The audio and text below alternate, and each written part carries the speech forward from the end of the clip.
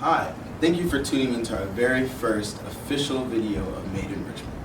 Now, the whole logistics and the consensus of our video are to highlight people's successes and meet new people and show you guys new people around the community and just in the surrounding areas to show you guys how to, give you guys advice on from business to sometimes politics to just sometimes we won't even have guests. We would just bring topics that you guys will put in.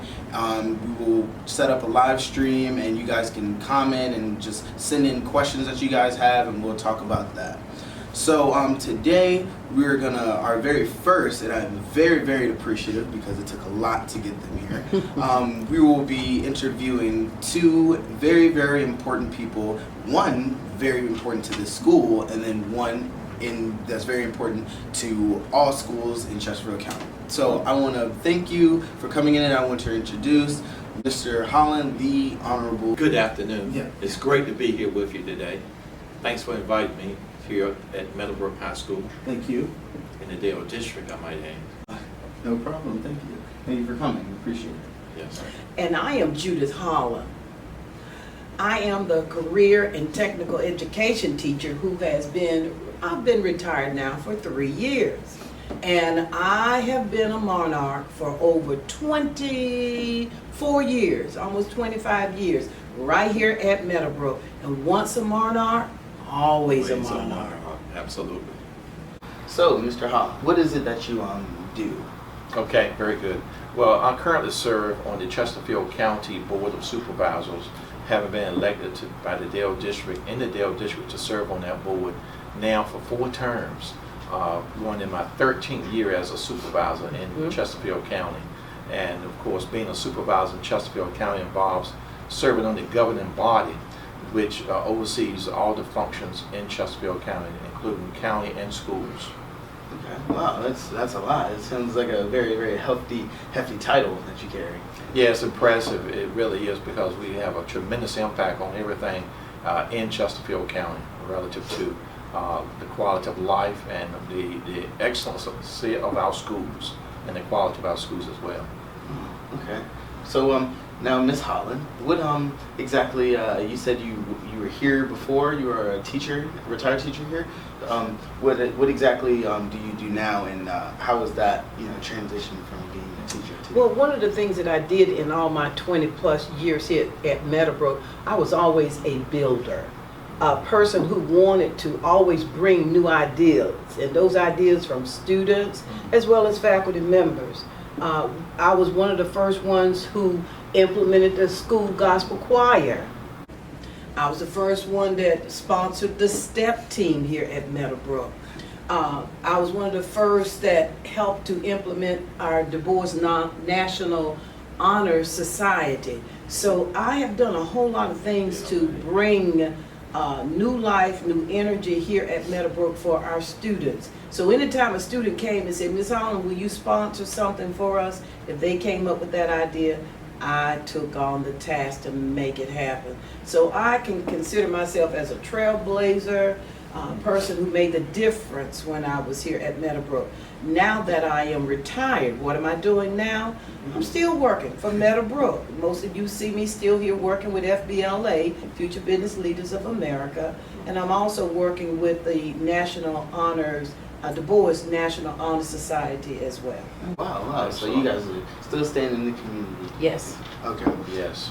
So, Mr. Holland, I did a research on you, and I saw that you were in the Vietnam War. Yes. And tell me a little bit about that. Yeah, well, actually, when I finished high school, I didn't have a clear idea of what I wanted to do, so I actually joined the military. It was toward the end of the Vietnam War conflict. So I joined the U.S. Army and served for 3 years. I served in Airborne, 18th Airborne Corps, Fort Bragg, North Carolina. And while serving, I became really motivated about getting an education under the GI Bill, so I went to college. I started college while in the military, and started on my undergraduate degree and eventually completed a master's in business administration. Wow. While serving, after serving in the military. And of course, completed the CPA exam, Certified Public Accountants exam as well. So, where exactly did you grow up? And were you initially from Virginia?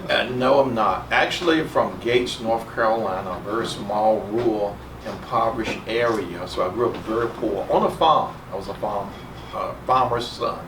So I grew up on a farm, and so I was familiar with hard work, rising early in the morning at 4 o'clock to do chores and work prior to going to school. So it was really helped me to be motivated and, of course, to work hard in anything that I pursued. Taught how to work at a very young age. At a very young age, started work. In fact, I've been working, I can say this with ease, I've been working actually since I was 13 years old, actually working outside the family, with the family and others, since I was 13 years old. And still working hard in the community. Well, we appreciate it, and thank you for that. Yes. And in addition, I might also add, I'm also a professor of accounting at VCU, Virginia Commonwealth University, teaching accounting. How long have you been there? 18 years. Wow. As well. So. Wow. You're very making a big impact in the community. Yeah, after retiring from corporate America. It's a lot. Now, Miss Holland, what exactly, how did you grow up and where are you? Well, I grew up, I'm a North Carolinian. So I grew up in the great state of North Carolina, and I also attended college there. I did not venture very far away from home to attend college, so I went to Fayetteville State University. And when I matriculated there, that's when I met Mr. Holland. Yes. He was introduced to me by one of my girlfriends. And so after I met him, I guess for him, it was love at first sight. It took me a little while after he chased me around the tree to say, okay, I think I'd give it a try. So I met him while I was in my home state of North Carolina. And then from there, I went on and attended Fayetteville State, and he also was attending Fayetteville State University with me. So we got a chance to go to college together. And it was quite a treat to be able to have someone to study with and someone to motivate you. And Mr. Holland is a great motivator. He's a person who doesn't like to quit, doesn't like to run from a fight. He loves to get in there and do the very best. And so I have been with him now for how many years? 46 years. 46 years we have been 46 together. years, yes. So that's why sometimes when I start that sentence, he can finish it for me. Yeah, I might add, we matriculated and studied at Fayetteville State University. She was a year ahead of me, so I never actually got to take a class with her, and especially an accounting class. And so I would have loved that. So I was behind her, so I graduated a year after she graduated. So that was fun to matriculate together. And she said, I called her too, by the way. I did catch her. Yeah, around the tree. He was chasing me around the tree on the first date that we had. Yeah. He caught me, and he is a keeper now. Yes, yeah, I called her. That's a nice couple. So now I want to go more into your role as one of the supervisors of Chesterfield. So tell me, like, what does that job title entail? Like, what exactly are you doing? Well, that's an excellent question. In that a supervisor oversees the functions of a. I came from meager background as well. I came from a family of 14 children, 2 parents. And as a result, you can imagine that it wasn't a whole lot of resources in that household. But one of the things that I did have and earned from my parents, was given as a blessing from my parents, is that you can achieve, to always persevere and never give up.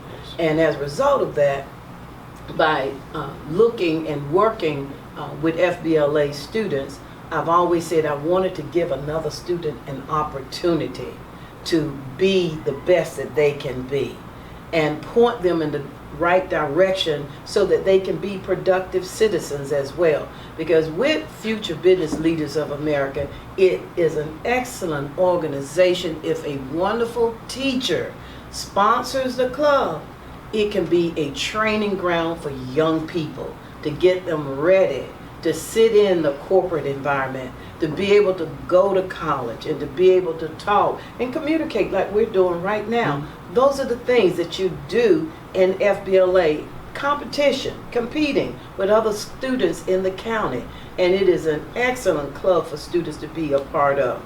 Now, with the Du Bois National Honor Society, it is an excellent opportunity for those students who have the grade point average, and that's 3.0, to soar and to do even greater things in the community.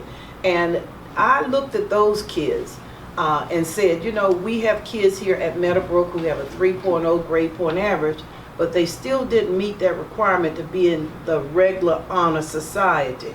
So a co-worker and myself said, let's find an organization that we can create to give those students who have that 3.0, but not that 3.6, which was with the regular National Honor Society, or 3.5. But what about that 3.0 to 3.5? Those students have potential too. So that was one of the things that I did. We implemented that organization here at Meadowbrook. I got a lot of heartache from people who did not agree with me. But we implemented that organization here, and it is still going. And one of the things that I have done this year, and it will be announced at our club meeting on tomorrow, because I still work with the club, the organization, we have a corporate sponsor, which is DuPont. And DuPont, as you know, have money, honey. They have money.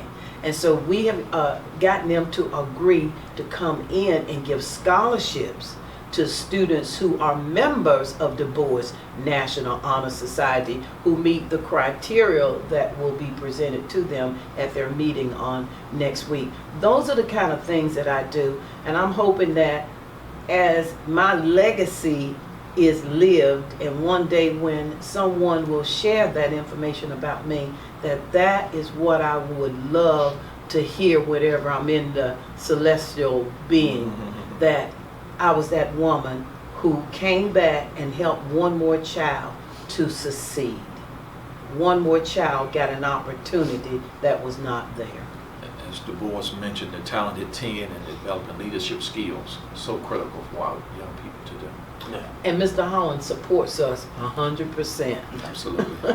In Yes. both of those clubs. Yes. What are you doing? What are you saying? Are you proud? All the best to you and all others here at Meadowbrook and throughout our community. All the best. Yes, sir. Thank you. Thank you. Thank you, guys. This has been our first official M.A.D.E in Richmond podcast show. Now, we are going to we will be uploading videos once a week, every week, and we are open to, has our IG page been made yet? But you just said I've been. Our Instagram page is at M.A.D.E in Richmond, and we will. We are accepting questions and donations with sponsors. So if you would like to sponsor us, we would be more than appreciative, and our team will get back to you. Thank you for watching, and we'll see you next time. We hope we made your day in Richmond.